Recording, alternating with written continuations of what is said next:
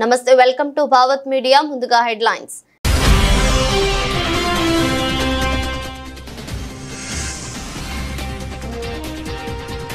Engineering medical విద్యను తమిళంలో బోధించండి, CM Stalin కు అమిత్ షా కౌంటర్.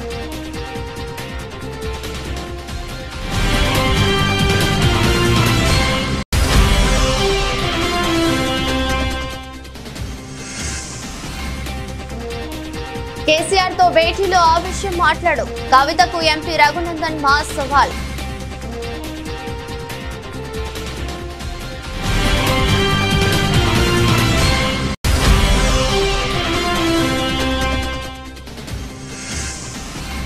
రాబోయే డిఎస్సీలో కర్నూలుకు ఎక్కువ మంది ఉపాధ్యాయులు రాబోతున్నారు. అసెంబ్లీ వేదికగా మంత్రి నారా లోకేష్ వెల్లడి.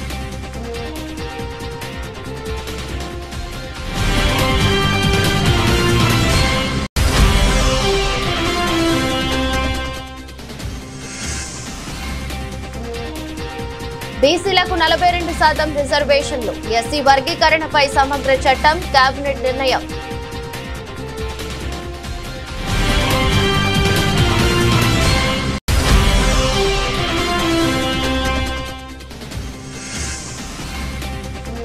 కూటమి గెలుపు మూన్నాల ముచ్చటే, టీడీపీ జనసేనలపై మాజీ మంత్రి అంబటి రాంబాబు విమర్శలు.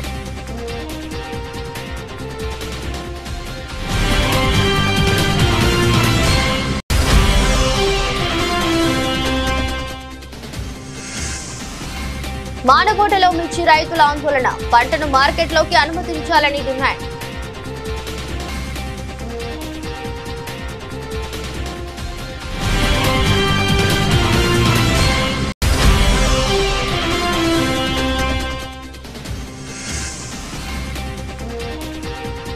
ఆకాశంలో పేలిపోయిన స్పేస్ ఎక్స్ రాకెట్, టెక్సాస్ లోని బోకా చికా వేదికగా స్టార్ షిప్ మెగా రాకెట్ ప్రయోగం.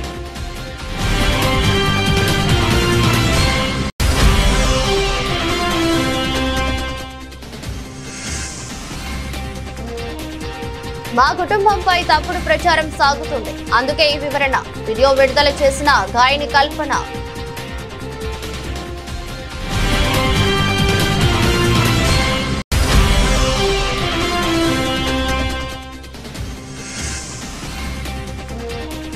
$22,500 స్థాయిని దాటిన నిఫ్టీ, వరుసగా రెండో రోజు లాభాలు.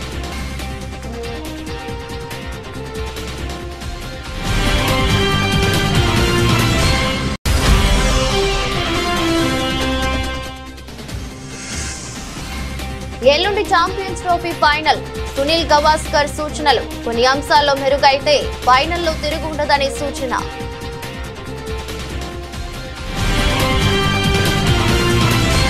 ఇంజనీరింగ్ వైద్య విద్యను తమిళ భాషలో బోధించాలని తమిళనాడు సీఎం స్టాలిన్ ను కేంద్ర హోంశాఖ మంత్రి అమిత్ షా కోరారు.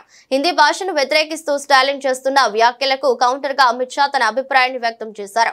మోదీ నేతృత్వంలోని కేంద్ర ప్రభుత్వం స్థానిక భాషల్లో పరీక్షలు రాసే వీలు కల్పించిందని, ఇప్పుడు CISF పరీక్షను తమిళంలోనూ రాయవచ్చు అని మంత్రి పేర్కొన్నారు. తమిళనాడులోని రాణిపేటలో జరిగిన 56వ CISF రైజింగ్ డే ఈవెంట్ లో పాల్గొని ఆయన మాట్లాడారు. తమిళ విద్యార్థుల లబ్ధి కోసం ఇంజనీరింగ్ మెడికల్ విద్యను తమిళంలో బోధించాలని సీఎం స్టాలిన్ ను కోరుతున్నట్లు అమిత్ షా తెలిపారు. భారతీయ సంస్కృతిని బలోపేతం చేయడంలో తమిళనాడు కీలక పాత్ర పోషించిందన్నారు. పరిపాలనా సంస్కరణలైన, ఆధ్యాత్మిక చింతన అయినా, విద్య అయినా, దేశ సమగ్రత, ఐక్యత అయినా తమిళనాడు పాత్రను విస్మరించలేమన్నారు. मैं आज तमिलनाडु की इस धरती से देश के भाषी भाषाओं में पढ़ने वाले हर युवा को एक बात जरूर बताना चाहता हूं. अब तक CAPF की भर्ती में आपकी मातृभाषा का स्थान नहीं था. आप बंगाली में CAPF की परीक्षा नहीं दे सकते थे, आप कन्नड़ में नहीं दे सकते थे, आप तमिल में भी नहीं दे सकते थे. नरेंद्र मोदी जी ने निर्णय किया कि सभी 8वीं सूची की अनुसूची की भाषाओं में अब हमारे युवा परीक्षा दे पाएंगे. तमिलनाडु के युवा भी अब तमिल में परीक्षा दे पाएंगे. इस मौके पर मैं तमिलनाडु की धरती पर आया हूं तो तमिलनाडु के मुख्यमंत्री को भी आग्रह करना चाहूंगा कि कई राज्यों ने पहल की है मेडिकल की शिक्षा और इंजीनियरिंग की शिक्षा में स्थानीय भाषा में अभ्यासक्रम बनाए गए हैं। मेरा आग्रह है तमिलनाडु के मुख्यमंत्री को कि तमिलनाडु में भी तमिल भाषा में मेडिकल और इंजीनियरिंग का एजुकेशन शुरू किया जाए, शीघ्र किया जाए। और मैं मानता हूं इससे न केवल अपनी मातृभाषा मजबूत होगी और तमिल माध्यम में पढ़े हुए बच्चों को आगे पर समान अवसर मिलेंगे। मैं आशा करता हूं कि वो जल्दी ही इस पर कुछ कदम उठाएंगे। मैं 2 साल से कह चुका हूं पर अभी तक कोई परिणाम नहीं मिला है। मुझे आशा है कि आज वो जरूर कुछ पहल करे। బీసీలకు అన్యాయం జరిగిందని బీఆర్ఎస్ ఎమ్మెల్సీ కవిత మాట్లాడుతుంటే దయ్యాలు వేదాలు వల్లించినట్లుగా ఉందని మెదక్ ఎంపీ రఘునందన్ రావు విమర్శలు చేశారు. గజ్వేల్ పట్టణంలో ఇవాళ మెదక్ ఎంపీ రఘునందన్ రావు మీడియా సమావేశం ఏర్పాటు చేశారు. ఈ సందర్భంగా ఎంపీ రఘునందన్ రావు మాట్లాడారు. కవితకు బీసీలపై చిత్తశుద్ధి ఉంటే కేసీఆర్ తో మాట్లాడి పార్టీ ప్రెసిడెంట్ పదవి బీసీకి ఇప్పించాలని సవాల్ విసిరారు. శాసనసభలో పార్టీ ప్రతిపక్ష నాయకుడిని బీసీ నేతకు ఇవ్వండి, శాసన మండలిలో కూడా మరో బీసీ నేతకు ఇవ్వాలని ఛాలెంజ్ చేశారు. ఇచ్చిన 4 మంత్రి పదవులు బీసీలకు ఎందుకు ఇవ్వరని ఎంపీ రఘునందన్ రావు ప్రశ్నించారు. ఈటెల రాజేందర్ బీఆర్ఎస్ లో ఉన్నప్పుడు బీసీలో పెద్ద సామాజిక వర్గానికి చెందిన ఈటెలను మధ్యలోనే మంత్రి పదవి నుంచి ఎందుకు తీసేశారని ఎంపీ రఘునందన్ రావు నిలదీశారు. కేసీఆర్ కుటుంబానికి పదవులు కావాలి, మరి బీసీలకు పదవులు ఎప్పుడు ఇస్తారని ప్రశ్నల వర్షం కురిపించారు. ఈ రోజు ఫామ్ హౌస్ చర్చలో కేసీఆర్ తో తాను చెప్పిన విషయంపై కవిత మాట్లాడాలని సవాల్ విసిరారు. ఢిల్లీ ముఖ్యమంత్రి అవకాశం వస్తే బీజేపీలో ఒక మహిళకు ఇచ్చామని గుర్తు చేశారు. మొదటి 5 ఏళ్ల బీఆర్ఎస్ పాలనలో ఒక మహిళకు కూడా మంత్రి పదవి ఇవ్వలేని ఒకే ఒక కేబినెట్ ఈ దేశంలో ఏదైనా ఉంటే అది కేసీఆర్ కేబినెట్ అని విమర్శించారు. బీజేపీని విమర్శించే ముందుగా బీఆర్ఎస్ చేసిన తప్పులు సరిదిద్దుకోవాలని చెప్పారు. బీజేపీ వైపు వేలెత్తి చూపించే బదులు ముందుగా బీఆర్ఎస్ నేతలు తప్పులు సరిదిద్దుకోవాలని మెదక్ ఎంపీ రఘునందన్ రావు హితవు పలికారు. టీచర్స్ ఎమ్మెల్సీ ఎన్నికలలో చాలా మంది టీఆర్ఎస్ ఎమ్మెల్యేలు ఉన్నప్పటికీ కూడా పోటీ చేయడానికి ధైర్యం చేయక టీఆర్ఎస్ కు ప్రజలు బీఆర్ఎస్ ఇచ్చిందని ఫామ్ హౌస్ కి పరిమితమైన వాళ్ళు ఇవ్వలేదా మళ్ళీ మీటింగ్ పెడుతుర్రంట. మీటింగ్ పెట్టి ఎవరిని ఎమ్మెల్సీ చేయాలని చూస్తారంట. వాళ్ళ బిడ్డ మాట్లాడుతుంది బీసీలకు బీజేపీ అన్యాయం చేసిందని. తల్లి మేము 2 ఎమ్మెల్సీలు ఇస్తే 2 ఎమ్మెల్సీలు గెలిస్తే ఒకటి బీసీ గెలిచినాం, ఒకటి ఓసీ గెలిచినాం.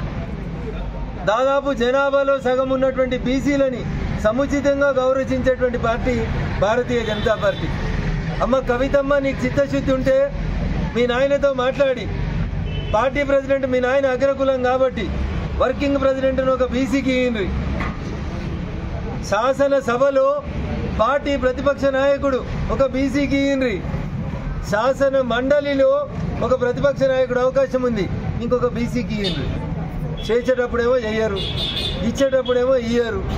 ఇచ్చిన ఈ 4 ఇయ్యరు బీసీలకు మీరు మంత్రి పదవులు. నడిమిట్లోనే ఈటల రాజేందర్ అనేటువంటి ఒక బీసీ తెలంగాణలో పెద్ద సామాజిక వర్గం అని చెప్పిన సామాజిక వర్గానికి మంత్రి పదవి వీకేసింది టీఆర్ఎస్ పార్టీ. ఇవాళ కవితమ్మ వచ్చి బీసీలకు అన్యాయం చేస్తున్నారని మాట్లాడితే దయ్యాలు వేదాలు వాళ్ళు ఇచ్చినట్లున్నాయి. కవిత గారు ఇంకొకటి కాదు, నీకు పదవి కావాలి, మీ బావకు పదవి కావాలి, మీ అన్నకు పదవి కావాలి, మీ నాయనకు పదవి కావాలి. మరి ఇక బీసీలకు పదవి ఎప్పుడు ఇస్తారు కవితమ్మ అనేది ఒక్కసారి ఇలా ఫామ్ హౌస్ చర్చలో నువ్వు మాట్లాడు. మీ నాయనతోటి చెప్పు, అర్జెంటుగా వర్కింగ్ ప్రెసిడెంట్ పదవిని ఒక బీసీకి ఇవ్వని చెప్పు. శాసనసభలో బీసీకి ఇవ్వకపోతే మహిళకి ఇయ్యండి. మేము మొన్న ఢిల్లీ ముఖ్యమంత్రి మాకు అవకాశం వస్తే ఒక మహిళకి ఇచ్చినాం. రేపు మహిళా దినోత్సవం వస్తుంది, మహిళల్ని గౌరవించమని చెప్పు మీ నాయనని. మొదటి 5 సంవత్సరాలు ఒక్క మహిళకు కూడా మంత్రి పదవి ఇవ్వకుండా ఒకే ఒక కేబినెట్ ఈ దేశంలో ఏంటంటే అది చంద్రశేఖరరావు గారి కేబినెట్. అందుకని బీజేపీని విమర్శించే కంటే ముందు మీ ఈపు మీ కనబడతలే చెల్లె జర ఎవరైనా వెనకాలని చేసి చెప్పుమని మీ తప్పులు మీరు సరిదిద్దుకోండి. మా వైపు వేలెత్తి చూపే బదులు మిమ్మల్ని మీరు సంస్కరించుకోండి అని చెప్పి ఈ సందర్భంగా సోదరి కవితకి టీఆర్ఎస్ పెద్దలకి తెలియజేస్తారు. Thank you. కర్నూలు జిల్లాలో మారుమూల ప్రాంతాలకు కూడా సాగు తాగునీరు అందించడమే తమ లక్ష్యమని మంత్రి నారా లోకేష్ స్పష్టం చేశారు. ఈ విషయమై ఉప ముఖ్యమంత్రి పవన్ కళ్యాణ్ తో 2 సార్లు చర్చించినట్లు అసెంబ్లీ వేదికగా చెప్పారు. స్థూల నమోదు నిష్పత్తి, అక్షరాస్యతతో కర్నూలు వెనుకబడి ఉందనేది ఎవరూ కాదనలేని వాస్తవమని ఆయన అన్నారు. అందుకే రాబోయే డిఎస్సీలో కర్నూలుకు ఎక్కువ మంది ఉపాధ్యాయులు రాబోతున్నారని తెలిపారు. గ్రాస్ ఎన్రోల్మెంట్ రేషియో కానీ, లిటరసీ రేట్ కానీ, డ్రాప్ అవుట్ కూడా చూస్తే అన్నిట్లో కర్నూలు పార్లమెంట్ వెనుకబడి ఉంది. అది వాస్తవం, దాంట్లో ఎలాంటి సందేహం లేదు. అందుకే మీరు ఈసారి చూస్తే డిఎస్సి లో రిక్రూట్మెంట్ లో పెద్ద ఎత్తున కర్నూలుకే ఉపాధ్యాయులు రాబోతున్నారు అధ్యక్ష. చాలా సీరియస్ గా తీసుకుంటున్నాను ఇది. అపార్ ఐడి అని కేంద్ర ప్రభుత్వం ఇప్పుడు స్లోగా మ్యాండేట్ చేస్తున్నారు. అంటే పిల్లలకి జీవితాంతం ఒక ఐడి వచ్చేస్తుంది, ఆధార్ కి ఇంటిగ్రేట్ చేసి ఒక ఐడి వస్తుంది. సో కేజీ నుంచి పీజీ వరకు అదే ఐడి వాళ్ళతో ట్రావెల్ అవుతుంది. మేము మాట్లాడుకుంది ఏంటంటే అపార్ ఐడి ద్వారా మేము ట్రాక్ చేద్దాం. ఒక కంట్రోల్ రూమ్ పెట్టి ట్రాక్ చేసి పిల్లలు ఎక్కడున్నారు, ఒక వారం పాఠశాలకు రాకపోతే ఎందుకు రావట్లేదు, ఎక్కడికి వెళ్ళారు ఈ పిల్లలు అనేది ఇప్పటి నుంచి ట్రాక్ చేద్దాం. ఐటీ ఇన్ఫ్రాస్ట్రక్చర్ మొత్తం మేము తయారు చేస్తున్నాం. ఎడ్యుకేషన్ పైన ఎటుకో షార్ట్ డిస్కషన్ ఇన్ డీటెయిల్ వెళ్ళిపోతే ట్రాక్ చేసి ఒక్కరు కూడా డ్రాప్ అవుట్ అవ్వకూడదు. ఇక్కడ రెండు విషయాలు. ఒకటి, మీరు అన్నట్టు హాస్టల్ చాలా లిబరల్ గా వాడేసాం. మీరు ప్రశ్న అడిగారు, లిబరల్ గా చెప్పాం. మీరు అన్నట్టు బ్రేక్ఫాస్ట్, లంచ్, డిన్నర్ ఇక్కడ హాస్టల్ వసతులు లేవు, వాస్తవం, అందరు తెలిసిన విషయం. కానీ మేము ఆలోచించే రెండు విషయాలు. ఒకటి, ఇప్పుడున్న సంక్షేమ హాస్టల్స్ ఎట్లా బలోపేతం చేయాలి ఒక భాగం అవుతే వలసలుగా వెళ్తారు అధ్యక్ష. ప్రధానంగా వాళ్ళందరూ మిర్చి సమయంలో ఇక్కడికి వచ్చి గుంటూరులో ఎక్కువ శాతం మంది ఇక్కడ ఉంటారు. సో వాళ్ళు ఇక్కడికి వచ్చినప్పుడు ఇక్కడ అడ్మిషన్స్ ఇవ్వచ్చా, దానికి విధి విధానాలు ఏంటి అంటే వచ్చేది ఒక 4 నెలలు 5 నెలలకి ఇక్కడ అడ్మిషన్స్ ఇచ్చి వాళ్ళ పిల్లలకి చదువు ఇక్కడ కొనసాగించచ్చా, ఎందుకంటే అక్కడ స్కూల్ కిట్ ఎటువ ఇస్తాం కనుక ఇక్కడ చేయొచ్చు. ఆ ట్రాకింగ్ కూడా ఇప్పుడు మొదలు పెడదాం. అది ఒక భాగం. అంటే ఒక పక్కన హాస్టల్స్, ఇంకో పక్కన ఈ ట్రాకింగ్ రెండు ఉంటేనే డ్రాప్ అవుట్ రేట్ తగ్గుతుంది. దాంట్లో ఎలాంటి సందేహం లేదు. బీసీలకు స్థానిక సంస్థల్లో 42% రిజర్వేషన్ల అమలుపై అసెంబ్లీలో తీర్మానం చేయాలని రాష్ట్ర మంత్రివర్గం నిర్ణయించింది. ఎస్సీల వర్గీకరణపై ముసాయిదా బిల్లుకు ఆమోదం తెలిపింది. ముఖ్యమంత్రి రేవంత్ రెడ్డి అధ్యక్షతన గురువారం సచివాలయంలో జరిగిన రాష్ట్ర మంత్రివర్గ సమావేశంలో పలు కీలక నిర్ణయాలు తీసుకున్నారు. కేబినెట్ నిర్ణయాలను మంత్రులు పొంగులేటి శ్రీనివాసరెడ్డి, పొన్నం ప్రభాకర్ మీడియాకు వెల్లడించారు. బీసీలకు స్థానిక సంస్థల ఎన్నికలతో పాటు విద్యా ఉద్యోగాల్లో 42% రిజర్వేషన్ల అమలుకు 2 వేర్వేరు తీర్మానాలు ప్రవేశపెట్టి అసెంబ్లీలో ఆమోదిస్తామని మంత్రి పొన్నం ప్రభాకర్ తెలిపారు. ఇక ఎస్సీ వర్గీకరణపై చట్టం చేసేందుకు సిద్ధంగా ఉన్నామని మంత్రి పొంగులేటి తెలిపారు. భవిష్యత్తులో ఎలాంటి న్యాయపరమైన చిక్కులు రాకుండా రాబోయే అసెంబ్లీలో చట్టం తేవాలని నిర్ణయించామని, ఆ మేరకు ముసాయిదా బిల్లుకు ఆమోదం తెలిపామని అన్నారు. పార్లమెంట్ నియోజకవర్గాల పునర్విభజనపై deputy CM Bhatti Vikramarka, Congress senior నేత జానారెడ్డి ఆధ్వర్యంలో అఖిలపక్ష సమావేశాన్ని నిర్వహిస్తామని, సమావేశ నిర్ణయాలను కేంద్రానికి నివేదించాలని నిర్ణయించామని చెప్పారు.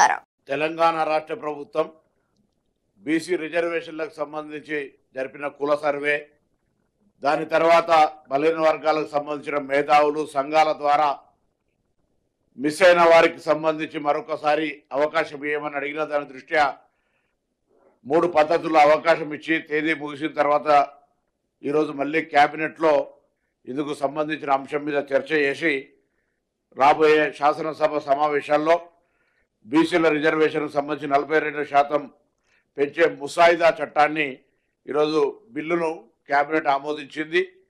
ఈ సందర్భంలో స్థానిక సంస్థలకు 42%తో పాటుగా విద్యా సంస్థలు, ప్రభుత్వ ఉద్యోగుల్లో కూడా 42% ఇవ్వాలనేటువంటి 2 వేర్వేరు తీర్మానాలను ప్రవేశపెట్టడంతో పాటుగా గతంలో 2017లో గత శాసనసభలో 37% చేసిన తీర్మానాన్ని తిరిగి వాపస్, ఎందుకంటే ఒక బిల్ వాపస్ అక్కడ ఉండగా చేయడానికి వీల్లేదు కాబట్టి ఆ బిల్ వాపస్ తీసుకున్న దానికి సంబంధించి కూడా ఆ రిజర్వేషన్ పాత బిల్లును వెనక్కి తీసుకోవాలనేటువంటి నిర్ణయాన్ని కూడా ఈరోజు కేబినెట్ తీసుకుంది. దీనివల్ల బలహీన వర్గాలకు సంబంధించి ప్రభుత్వం చెప్పిన విధంగా కమిట్మెంట్గా ముందుకు పోయేటువంటి మార్గాన్ని ఈరోజు కేబినెట్ తిరిగి ఆమోదించడం ద్వారా గతంలో 4వ తారీఖు ఫిబ్రవరి 2024 నాడు ఆమోదించి 4వ తారీఖు ఫిబ్రవరి 2025 నాడు ఏ విధంగానైతే అసెంబ్లీలో నివేదిక పెట్టినామో, నిర్ణయం నుంచి నివేదిక దాకా తిరిగి ఈ శాసనసభ లోపల ఈ యొక్క చట్టాన్ని తీసుకొచ్చి తద్వారా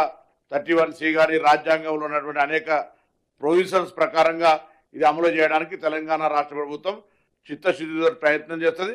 ఇందుకు సంబంధించి అందరూ కూడా సహకరించాలని ఈ సందర్భంగా విజ్ఞప్తి చేస్తారు. ఇచ్చిన వాగ్దానాలు నిలబెట్టుకోలేని దౌర్భాగ్య స్థితిలో కూటమి ప్రభుత్వం ఉందని గుంటూరు జిల్లా వైఎస్ఆర్సీపీ అధ్యక్షులు మాజీ మంత్రి అంబటి రాంబాబు అన్నారు. చంద్రబాబు మోదీతో కలిస్తే తప్ప గెలవలేని పవన్ కళ్యాణ్ జగన్ గారి మీద మాట్లాడుతున్నాడని విమర్శించారు. కూటమి గెలుపు మున్నాలు ముచ్చటే అంటూ ఎద్దేవా చేశారు. మేము దూషిస్తే మాత్రం ఏం అనుకోమాకండి. జనసేన నాయకులకి, జనసేన కార్యకర్తలకి, పవన్ కళ్యాణ్ గారికి, మళ్ళీ కొత్తగా వచ్చిన ఎమ్మెల్సీ గారికి చెప్తున్నా, మీరు దూషిస్తేనో మీరు విమర్శిస్తేనో మేము ఓర్పుగా ఉండాలి. మేము ఏదన్నా మాట్లాడితే మాత్రం ఊరుకొని చెప్పులు తీస్తాం, పంచలు లాగుతాం, సన్నాసులు, ఎదవలు, సుంటలు అని మాట్లాడమాకండి. మీరు కాస్త ఓర్పుగా వినండి. మీరు రాబోయే కాలంలో ఏ రకమైన దుస్థితికి మీరు చేరబోతున్నారో నేను చాలా స్పష్టంగా చెప్పదలుచుకున్నా. అయ్యా లోకేష్ గారు, అయ్యా పవన్ కళ్యాణ్ గారు, ఇచ్చిన వాగ్దానాలను నిలబెట్టుకోలేని దౌర్భాగ్యమైన పరిస్థితుల్లో ఉండి ఇవాళ జగన్మోహన్ రెడ్డి గారి మీద బురద జల్లే కార్యక్రమం. ఎస్, జగన్మోహన్ రెడ్డి గారు అన్నమాట వాస్తవం. ఇంకోటి ఎవరు చెప్తున్నా, పవన్ కళ్యాణ్ గారికి, నారా చంద్రబాబు నాయుడు గారికి, లోకేష్ గారికి, అదేవిధంగా ఆయన ఎవరు మనోహర్ గారికి చెప్తున్నా, ఓటమి ఎరుగని ధీరుడు మా రాజశేఖర రెడ్డి గారి కుమారుడు జగన్మోహన్ రెడ్డి అని మనం చేస్తున్నా. 3 సార్లు పార్లమెంటు సభ్యుడిగా 3 సార్లు శాసనసభ్యుడిగా గెలుపొందాడు. 2 సార్లు పార్లమెంటు సభ్యుడిగా గెలుపొందినటువంటి వ్యక్తి జగన్మోహన్ రెడ్డి గారు. అంత ప్రజాబలం కలిగినటువంటి జగన్మోహన్ రెడ్డి గారు మేము 100% స్ట్రైక్ రేట్ అంటాడు ఒక ఆయన. అవునా, మీరు 100% స్ట్రైక్ రేటే. మా ఊర్లో ఒక ఆయన ఉన్నాడు, ఏమండి ఎంత పొలం ఉందని అడిగాం. 351 ఎకరం ఉందండి అన్నాడు. ఏమయ్యా నీకు 350 ఎకరం ఎక్కడ ఉంది? నాకును చల్లపల్లి జమీందారు గారికి కలిపి 351 ఎకరం ఉందన్నాడు. ఏమయ్యా నీకెంత ఉంది చెప్పండి. నాకు 1 ఎకరం అండి, కడమ మొత్తం మా చల్లపల్లి జమీందారు గారిది 2 పక్క ఉంటాయి, అందుకని 351 ఎకరం అని చెబుతారండి అన్నాయంట. అట్లాగే నీకు స్ట్రైక్ రేట్ ఎక్కడుందయ్యా? నువ్వు చంద్రబాబు మోడీ కలిసి వస్తే నీకు స్ట్రైక్ రేటు రా, సింగిల్ కదా. నీ పర్సంటేజ్ ఏంటో తెలిపోద్ది, నీ కెపాసిటీ ఏంటో తెలిపోద్ది. 2 చోట్ల నిలబడ్డావు, తుక్కుగా ఓడిపోయావు సింగిల్గా. అంతకుముందు మీ అన్న 18 సీట్లు వచ్చినాయి. మీరు జగన్మోహన్ రెడ్డి గారి గురించి మాట్లాడేటటువంటి ధైర్యం మీరు చేస్తున్నారు. మా దురదృష్టం. ఈ ప్రజాస్వామ్య దేశంలో మీకు అవకాశం వచ్చింది, 4 కలిసి వచ్చారు, మా మీదకి వచ్చారు, సింగిల్గా మేము వచ్చాము. మీ కూటమి గెలిచింది. 3 నాళ్ల ముచ్చట. కూటమి అనేకమైన వాగ్దానాలు చేసి ఏ వాగ్దానాన్ని నిలబెట్టుకోలేని దౌర్భాగ్య పరిస్థితికి నెట్టబడుతుంది. సంవత్సరం కూడా కాలేదు, 9 మాసాలకి ఇంత వ్యతిరేకత తెచ్చుకున్నటువంటి ప్రభుత్వాలు ఈ రాష్ట్రంలో లేవు, ఈ దేశంలో లేవు. అసలు 9 మాసాలకి ఇలా అయితే 2 సంవత్సరాలు ఆగండి అయ్యా. జనం ఏ రకంగా మిమ్మల్ని ఉమ్ము పెట్టి ఓస్తారో ఒక్క హామీని కూడా నిలబెట్టుకోలేకపోతున్నారు. పరిపూర్ణంగా కేటాయిస్తారు, ఎగ్గొడతారు. మీరు వచ్చి ఇవాళ ఈ రకమైనటువంటి మాటలు లోకేష్ గారు, పవన్ కళ్యాణ్ గారు, సరే పవన్ కళ్యాణ్ గారు ఏం మాట్లాడలేదు అనుకోండి, పవన్ కళ్యాణ్ గారి తరఫున మాట్లాడి వ్యవసాయ మార్కెట్లోకి మిర్చి బస్తాలను అనుమతించాలని రైతులు ఆందోళనకు దిగారు. బయ్యారం, డోర్నకల్, సుదూర మండలాల నుంచి వచ్చిన రైతులు గురువారం రాత్రి మహబూబాబాద్ మార్కెట్ ఎదుట నిరసన తెలిపారు. మార్కెట్లోకి మిర్చి బస్తాలు తీసుకురావడానికి 3 రోజులుగా ఇబ్బంది పడుతున్నామని, ఇప్పుడు మళ్లీ ట్రాక్టర్లో బస్తాలను తెస్తే అధికారులు వాహనాలను అడ్డుకుంటున్నారని ఆరోపించారు. అసలే మార్కెట్లో కాంటాలు కాక రైతులు ఇబ్బంది పడుతుంటే మార్కెట్ కు మాత్రం వరుసగా రైతులకు ఎలాంటి సమాచారం లేకుండా సెలవులు ప్రకటించి గేట్లకు తాళాలు వేసి ఇబ్బంది పెడుతున్నారని మండిపడ్డారు. ఉన్నతాధికారులు వెంటనే స్పందించి తమకు న్యాయం చేయాలని కోరారు. ఈ ఘటనపై మార్కెట్ కార్యదర్శి షంషీర్ ను వివరణ కోరగా 2 రోజులుగా జిల్లాలోని అన్ని మండలాల నుంచి మిర్చి ఎక్కువ సంఖ్యలో వచ్చిందని, మార్కెట్ షెడ్లు మొత్తం నిండిపోయినట్టు తెలిపారు. శుక్రవారం మార్కెట్ కు సెలవు ఇవ్వడం వల్ల వాహనాలను లోనికి రానివ్వటం లేదని పేర్కొన్నారు.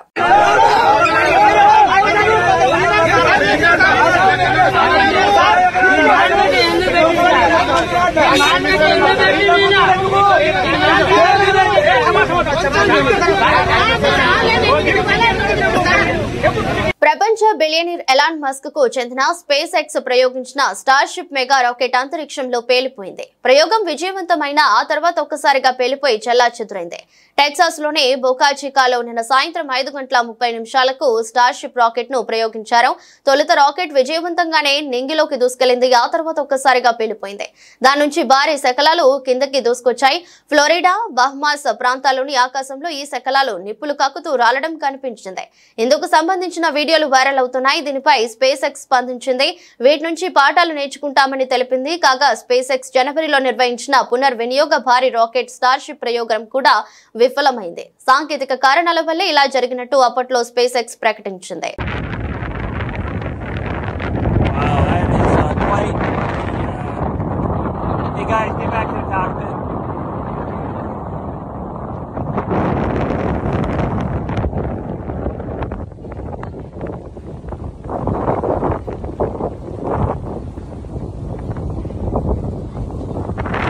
మీడియాలో తమ కుటుంబంపై తప్పుడు ప్రచారం సాగుతుందని ఈ అంశంపై తాను వివరణ ఇవ్వాలనుకుంటున్నానని తన భర్తతో తనకు ఎలాంటి విభేదాలు లేవని వివరిస్తూ గాయని కల్పన ఒక వీడియోను విడుదల చేశారు. ప్రస్తుతం ఆమె ఆసుపత్రిలో కోలుకుంటున్నారు. కూతురితో గొడవ, భర్తతో విభేదాల వల్ల ఆమె ఆత్మహత్యాయత్నం చేసిందని ప్రచారం సాగుతుంది. అయితే అధిక మోతాదులో నిద్ర మాత్రలను తీసుకోవడం వల్లే అపస్మారక స్థితిలోకి వెళ్లినట్లు కల్పన కుటుంబం వివరణ ఇచ్చింది. అయినప్పటికీ తప్పుడు ప్రచారం జరుగుతుందంటూ కల్పన ఒక వీడియోను విడుదల చేశారు. తమ కుటుంబంపై జరుగుతున్న తప్పు ప్రచారంపై వివరణ ఇవ్వాలనుకుంటున్నానని, తన భర్తపై తప్పుడు ప్రచారాన్ని ఆపివేయాలని ఆమె అందులో కోరారు. ఒత్తిడి కారణంగానే నిద్ర పట్టలేదని, అధిక మోతాదులో నిద్ర మాత్రలు వేసుకున్నట్లు వెల్లడించారు. తన కుటుంబం చాలా సంతోషంగా జీవిస్తుందని, తన భర్త సహకారం వల్లే ఎన్నో చేయగలుగుతున్నానని ఆమె తెలిపారు. తనకు వృత్తిపరమైన ఒత్తిడి కారణంగా నిద్ర సరిగ్గా పట్టడం లేదని తెలిపారు. అందుకోసం చికిత్స తీసుకుంటున్నానని, వైద్యులు సూచించిన ప్రిస్క్రిప్షన్ లోని టాబ్లెట్లను అధిక మోతాదులో తీసుకున్నానని తెలిపారు. అందువల్లే స్పృహ తప్పి పడిపోయినట్లు చెప్పారు. తన భర్త సరైన సమయంలో స్పందించారని, అలాగే తమ కాలనీ వాసులు పోలీసుల సహకారంతో ఇప్పుడు కోలుకుంటున్నానని పేర్కొన్నారు. త్వరలో పాటలతో మళ్లీ అందరినీ అలరిస్తానని తెలిపారు. తన జీవితంలో తనకు తన భర్త అతిపెద్ద బహుమతి అని, ఆయన సహకారం వల్లే నచ్చిన రంగాల్లో రాణిస్తున్నానని తెలిపారు. కాబట్టి తప్పుడు ప్రచారం చేయవద్దని విజ్ఞప్తి చేశారు. తన ఆరోగ్యం గురించి చాలా మంది వాకబు చేస్తున్నారని, వారందరికీ ధన్యవాదాలని ఆమె వీడియోలో పేర్కొన్నారు. నమస్కారం, నేను మీ కల్పన రాఘవేందర్ని. న్యూస్ లో, మీడియాలో నా గురించి, నా భర్త గురించి ఒక తప్పైన ఒక విషయం సర్క్యులేట్ అవుతుంది. దాని మీద ఒక క్లారిటీ ఇవ్వడానికి ఈ వీడియో నేను చేస్తున్నానండి. First of all I have to say I'm 45 years old. ఈ ఏజ్ లో నేను PhD చేస్తున్నాను, LLB చదువుకుంటున్నాను. అన్ని మా హస్బెండ్ ఎంకరేజ్మెంట్ వల్ల. సో చాలా విషయాలు చేస్తున్నాను. And for today's musical industry I'm trying to update my self. I'm trying to do different kinds of concerts. ఇవి అన్ని స్ట్రెస్ వల్ల నాకు అసలు నిద్ర పడట్లేదు. చాలా సంవత్సరాలు నిద్ర రాకుండా కష్టపడుతున్నాను. సో డాక్టర్ దగ్గర ఇన్సోమ్నియా ఇష్యూస్ కి ట్రీట్మెంట్ తీసుకునేటప్పుడు నాకు కొన్ని ప్రిస్క్రిప్షన్ ఇచ్చారు.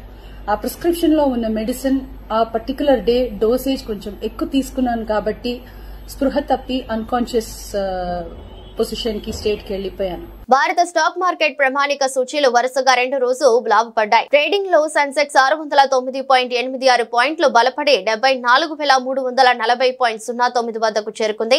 నిఫ్టీ 207.40 పాయింట్ల వృద్ధితో 22,544.70 వద్ద స్థిరపడింది. అంతర్జాతీయ మార్కెట్లో ముడి చమురు ధరలు గణనీయంగా తగ్గిన నేపథ్యంలో మార్కెట్ దిగ్గజం రిలయన్స్ ఇండస్ట్రీస్ షేర్లలో జోరుగా కొనుగోలు జరగడంతో పాటు అమెరికా అధ్యక్షుడు డొనాల్డ్ ట్రంప్ టారిఫ్ల విషయంలో కాస్త మెత్తబడటం మార్కెట్ ర్యాలీకి దోహదపడ్డాయి.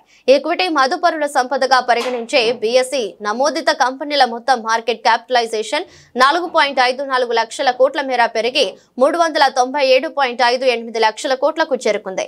నయారా ఎనర్జీ గతంలో ఎస్ఆర్ ఆయిల్ తన మైనారిటీ షేర్ హోల్డర్ల నుంచి 2.59 కోట్ల షేరును ఒక్కొక్కటి 731 చొప్పున తిరిగి కొనుగోలు చేయనున్నట్లు తెలిపింది.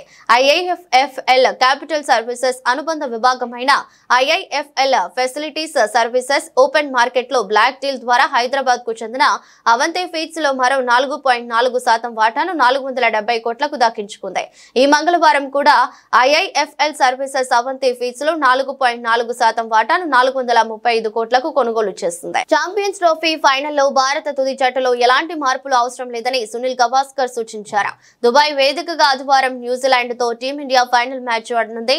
ఈ నేపథ్యంలో గవాస్కర్ మాట్లాడుతూ గత 2 మ్యాచ్లలో 4 స్పిన్నర్లతో ఆడారని, ఇప్పుడు కూడా అదే విధంగా జట్టు కూర్పు ఉండాలని చెప్పారు. కొన్ని అంశాలలో భారత జట్టు మెరుగైతే ఫైనల్లో తిరుగుండదని ఆయన పేర్కొన్నారు. ఓపెనర్ల నుండి ఇప్పటి వరకు భారీ ఆరంభం దక్కలేదని, ఫైనల్లో వారి నుండి మంచి ప్రదర్శన ఉంటుందని ఆశిస్తున్నానని ఆయన పేర్కొన్నారు. కొత్త బంతితో ఆరంభంలో కొన్ని వికెట్లు తీయాలని, కనీసం 2 నుండి 3 వికెట్లు తీస్తే ప్రయోజనం ఉంటుందని పేర్కొన్నారు. మిడిల్ ఓవర్లలో పరుగులను నియంత్రిస్తున్నప్పటికీ వికెట్లు తీస్తేనే ప్రత్యర్థి జట్టుపై ఒత్తిడి పెరుగుతుందని వ్యాఖ్యానించారు.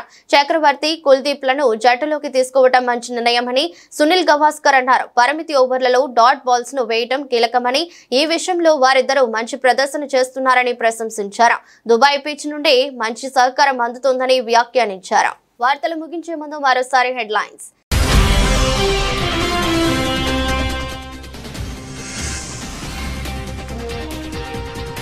ఇంజనీరింగ్, మెడికల్ విద్యను తమిళంలో బోధించండి. సీఎం స్టాలిన్ కు అమిత్ షా కౌంటర్.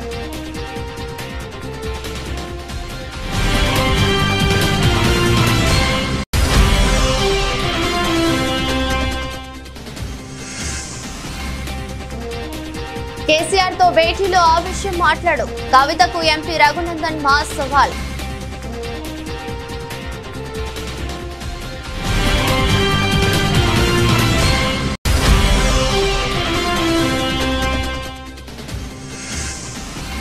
రాబోయే డిఎస్సీలో కర్నూలుకు ఎక్కువ మంది ఉపాధ్యాయులు రాబోతున్నారు. అసెంబ్లీ వేదికగా మంత్రి నారా లోకేష్ వెల్లడి.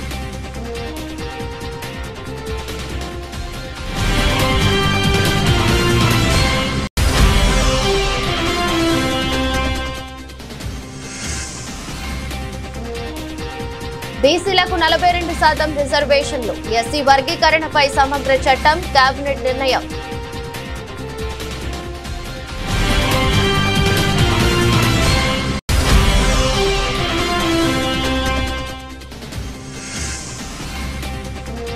కూటమి గెలుపు మూన్నాల ముచ్చటే. టీడీపీ జనసేనలపై మాజీ మంత్రి అంబటి రాంబాబు విమర్శలు.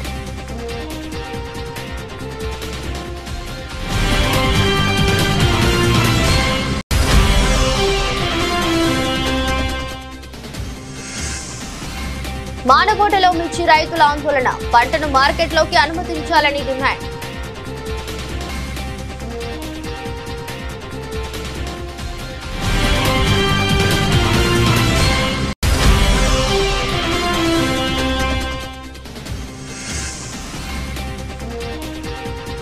ఆకాశంలో పేలిపోయిన స్పేస్ ఎక్స్ రాకెట్. టెక్సాస్ లోని బోకా చికా వేదికగా స్టార్ షిప్ మెగా రాకెట్ ప్రయోగం.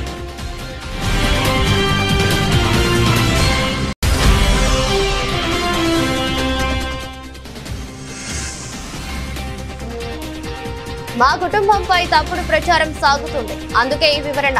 వీడియో విడుదల చేసిన గాయని కల్పన.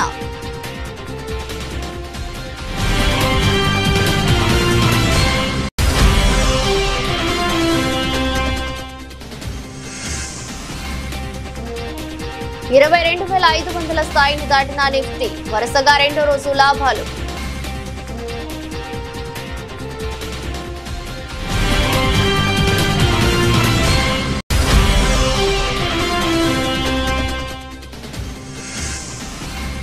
ఎల్లుండి champions trophy final. Sunil Gavaskar సూచనలు. కొన్ని అంశాల్లో మెరుగైతే ఫైనల్లో తిరుగు ఉండదని సూచన.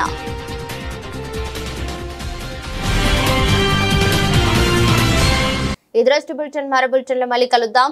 అంతవరకు సెలవు. నమస్కారం.